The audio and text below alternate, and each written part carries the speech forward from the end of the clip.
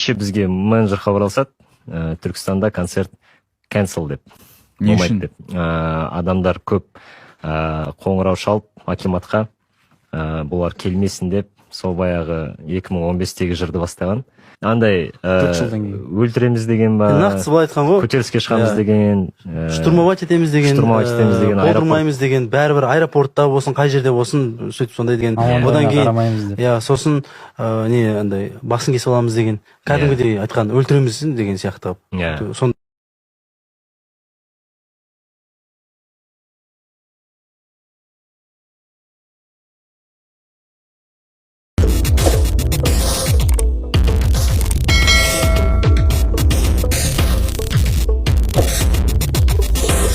Жігіттер танисыз ба? Мен ондайларды қарамаймын. 91 деген топ өлең айтады. Жастар жақсы біледі. Осыдан 2 ай бұрын Түркістанға келеміз деп концерт ангена жасап тастаған. Осы айдың 20-сы күні қайтадан келеміз. Соны өз пікіріңізді айтып жібересіз? Мен барғым келген, күйеуім қарсы болып бармайсың ба? Келмейсің. Неге қарсысыз? Келмейсің, білмеймін. Мен өзім жазбаймын, келем, қызды келер ғой.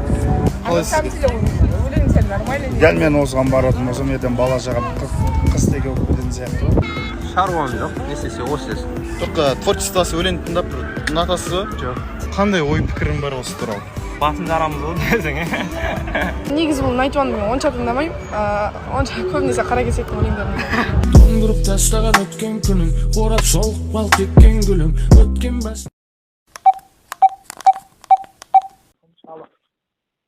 Алло, Дәулет аға, ассалаумағалейкум. Уалейкум ассалам.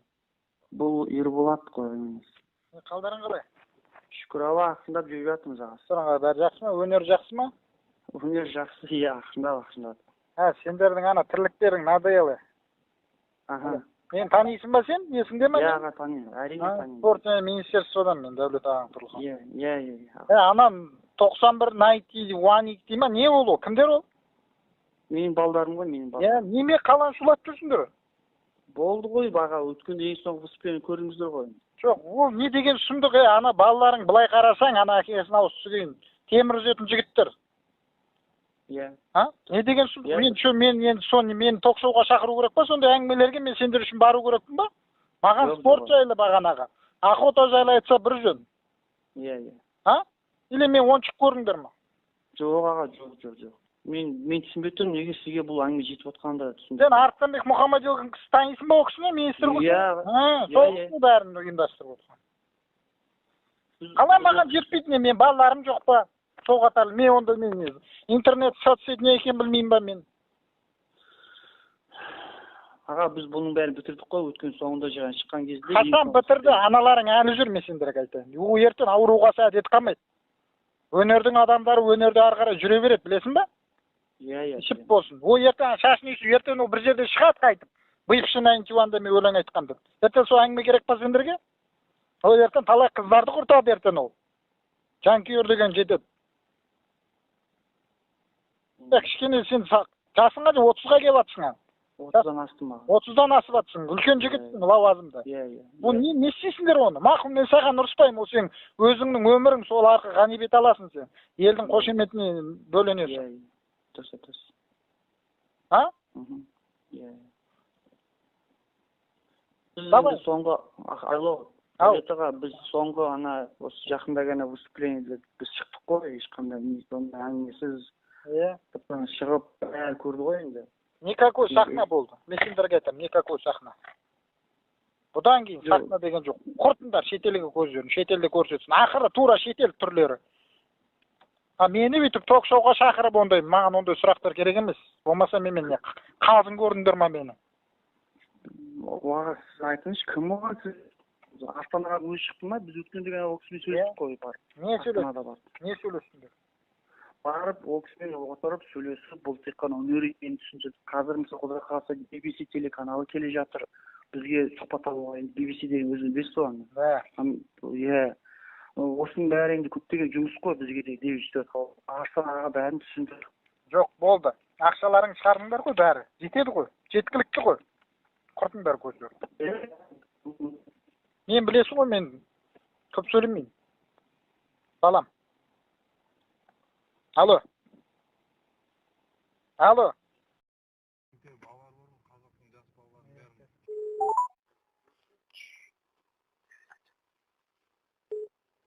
Алло. Не өшіп қалды? Білмеймін, сізге звондасам телефон өшіп жатыр. Толық аты жөнің кім еді сенің?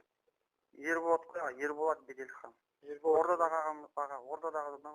Орда тобындасың сен, е? Иә, талай қызықшымызда болдық қой. Иә, білем ғой. Болғаның маған міндетсінбеңдер маған, мақұл ма? Жоқ, ешқандай міндет отқан жоқ маған. Болсаңдар, сендер не үшін емес, ақшаларыңды кетіп отырсыңдар. Тегін келдіңдер ма? Енді бізді кезінде медеу аға шақырды ғой сізді. Иә. Талай шыққанымыз. Оған сыйлаң. Түсіндім аға, мен сізді бәрін түсіндім. Жастарды құртасыңдар. Маған қызық емес ол. Найтюан ба, әкесін алып олар. Ол өзіне ол, звезда болса өзіне. Маған мына Қайрат Нұртасты айтыңдар, Төреғалиді айтыңдар міне. Жақсы. Түсініңдер ма? Түсіндім. Больше не повторился это, түсіндің ба? Аға, түсіндім. Жетекші сен болған қалай мен барасыңдар онда? Мен түсінем, болды, клип түсірдіңдер, әдемі кетті болды. Дальше нельзя, ел уже қарсы шықты ма, стакан лақтырды ма, помидор лақтырды ма, қайту көрексіңдер ғой? Елді ашуландырмай.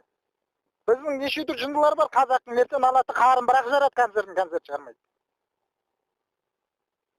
Сол керек па?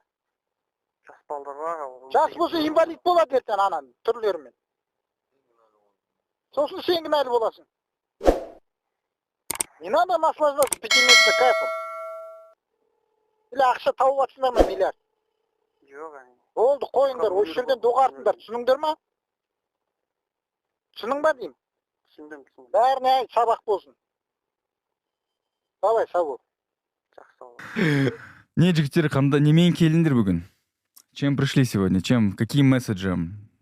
Что у вас накипело, походу? Айтатын зат көп. Біз негізі осы 2 жыл ма, 3 жыл ма, карантин қанша уақыт болды? 2020-да басталды, 2 жыл болды. Сол бір 2 жылдың ішінде негізі жиналып қалған зат көп. Одан бөлек біз бір моменттерде инфополядан жоқ болып кеткен сияқты болдық та. Бірақ негізі бар болғанбыз, бірақ жоқ болып кеткен сияқты болдық. Вы повзрослели. Сол кішкене біраз нәрселерді осы жерде талқылап, жайлап бастай берейік. Өздерінде қандай сұрақ бар? Бүгін концерт не был, бүгін концерт... Так, казахский язык, подожди. Все. Не болды концерттермен бүгін, а? Не болып қалды, не болып сонша? Бізде бүгін негізі Түркістанда концерт болу керек болған, біз осы замандастан кейін сағат кешкі 9-да сол жаққа ұшу керек болғанбыз Түркістанға. Концерттен бөлек бізде библиотекада не болу керек болған, жастармен көрісу, сөйлесу, әңгімелесу. Это даже не фан-встреча, а просто вот встреча с молодежью Түркістана. Содан кеше бізге менеджер хабарласады, Түркістанда концерт cancel деп. Не үшін? Адамдар көп қоңырау шалып акиматқа, бұлар келмесін деп, сол баяғы 2015-тегі жырды бастаған. Баяғы әңгіме сол. Аудиосын қосып берейін болмады. Аудиосын біраз уақыт болмады бұл нәрсе. Біраздан кейін қайттан қайтып келіп тұр ғой. Қайттан қайтып келіп тұр ғой. Андай өлтіреміз деген ба, нақтысы былай айтқан ғой, көтеріліске шығамыз деген, штурмовать етеміз деген, болдырмаймыз деген, бәрібір аэропортта болсын, қай жерде болсын, сөйтіп сондай деген. Одан кейін сосын андай басын кесіп аламыз деген, кәдімгідей айтқан өлтіреміз деген сияқты. Сонда тут бізде ондай көп болды, біз бара береміз по идее. Там охрана бар, тағы бар деген сияқты. Енді ол жақта ұйымдастырушылар енді бұл жауапкершіліктен кішкене алғысы келген жоқ. Қорқып кетті. Сосын отмена болды. Негізі үлкен концерт болу керек болған, А какие ощущения, когда концерт отменяют, собственно? Сейчас весело десең. Сейчас уже вообще, в принципе, особой эмоций нет. Единственное, типа, как будто круг, короче, возвращается. Такой цикличность, короче. Мы как будто вот вернулись опять в те времена, когда вот это вот все начиналось. А мы можем напомнить еще раз для зрителей, да, что было? Да, вот мы в 2015 году дебютировали, потом с 16 по 17 год вот у нас были постоянные угрозы в нашу сторону. С министерства, короче, звонили люди, угрожали нашему продюсеру расправой над нами. Да. Потом бандиты всякие выходили. Нет, тогда были намеки. Намеки были всякие разные. И когда, получается, мы первый раз вышли в тур, по-моему, 8 городов было, да, запланировано, что ли? По-моему. Не все? Сканцелили 6 из них. Ну, короче, мы подъезжаем, там начинается митинг. Причем мы своими глазами видели, что митинг проплачивался. В этом весь прикол был. Короче, какая-то женщина выходила, там ребятам раздавала по 5000 тенге, короче, на руку. Мы это все видели, и они стояли, типа, были против. Вот. И мы не понимали, что происходит. Но нас почти во всех городах, кроме Алматы и Астаны, отменяли. Вот в Шымкенте, получается, нас тогда поддержали ребята, все прошло нормально. И вот 3 города, да, по-моему, 3-4 города. В Семске мы сделали, потом за нами гнались бандиты всякие на машинах. Мы потом, получается, делали многоходовочки, типа меняли машины, чтобы их запутать. И так вот выехали. Знаешь, нет, мы самый пипец был, когда мы из концерта выходим, видимо, там кто-то келген көрермендерден, они что-то сломали, там терезені ма бірдеңені чувствован ғой, там толпа болып. И не знаю, что-то произошло, а мы выходим, и не понимаю, біздің сол жердегі организаторлар, и дәу охрана бар, солар говорят, тез отырыңдар, и он вытаскивает нож, и какие-то чуваки гонятся, мы садимся у нас, он говорит, пошел отсюда. Трудра. Он что-то говорит, не понимаю, короче. Садится, и он сам вот так садится, держит. За машиной бежит, и вот так прыгает и залезает. Как в боевике. Что происходит? И просто тоқтамай кеттік. Потом кетіп бара жатып, тағы басқа машинаға ауысып, тағы да 4 рет солай. Бірінен кейін бір болып, біз Қызылордаға келгенде, мысалы, отельге келдік. Отельден шыққан бойда бізді полицейские встретили. Полицейскілер түсінбейді не үшін біз жүргенімізді, бірақ бізге ана жерде кипиш болып жатыр да, қана халық жиналып жатыр. Все аким боятся, когда народ у них поднимается, короче. И у них кипиш. Из-за чего и 91 келді. Кто такие 91? Правительство тоже задается вопросом. Там полицейские отправляют. И просто бізді кәдімгідей машинамен сопровождениемен жаңағыдай бүйтіп қысады. Машиналар, кәдімгі, ішінен адамдар шығады да, полицейскілер не знают, что с нами делать. Потому что они хотят выгнать нас из города, потому что... На каком основании деген сияқты? Біз видео алып отырмыз, на каком основании вы нас останавливаете? Они сами не знают, но у них сигнал, короче, там даже по большими погонами люди приходили, там, огромные погоны, короче, чуть ли не главные. Выгоняют бізді. Кетіндіш, өтініш қазір, мына жерден, бәледен, аулақ боламыз қазір, проблема болып кетеді. И біз түсінбей тұрмыз, не заңмен қорғанамаймыз, заң қорғамайды бізді. Не ешқандай, не крыша-мрыша ештеңе де жоқ, түсініксіз да. Біз сонда не болды деген сұрақ пайда болды, не істейміз деген сияқты. Сосын бір Шымкентке барған кезінде андай security команданы нанимать еттік, калашпен жүрдік кәдімгідей көшеде. Мы, короче, в ресторане сидели, кушали, а рядом ребята с калашами стояли. Кіргізбей қарап отырды. Даже у них фотки есть. Мы пару раз вот так выходили, да? Ты не знал об этом? Я не знал об этом. Потом мы уходим, они говорят, что пацаны, может, сфоткаемся, и мы стоим все пятером, они с калашами стоят вот так. То есть мы с ними еще, когда в Шымкентке барған кездер, много раз встречались, именно они приходили, о, пацаны, снова салам, деп қайтадан калаштарын алып шығады, мы вот так просто выходили. Просто в ресторан заходим с калашами, люди просто оглядываются, боятся, и мы такие просто... Шымкенттен бізді сол кісі айтты. Шымкентте сендерге ешкім тиіспейді деді. Мен на поражение құлатамын деді бәрін деді, кім болса да.